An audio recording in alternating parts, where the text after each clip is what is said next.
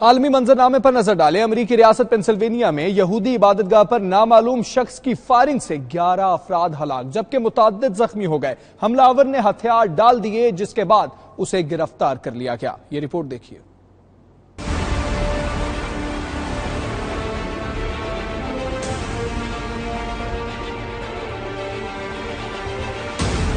امریکی ریاست پینسلوینیا میں فائرنگ کا خوفناک واقعہ۔ مسلح شخص نے پٹسبرگ میں واقع یہودیوں کی عبادت گاہ میں گھس کر فائرنگ کر دی جس کے نتیجے میں جانی نقصان ہوا۔ مرنے والوں میں 3 پولیس اہلکار بھی شامل ہیں۔ امریکی میڈیا کے مطابق فائرنگ کے وقت عبادت گاہ میں عبادت کے لیے آئے لوگوں کا ہجوم موجود تھا۔ حملہ آور نے ہتھیار ڈالتے ہوئے خود کو پولیس کے حوالے کر دیا۔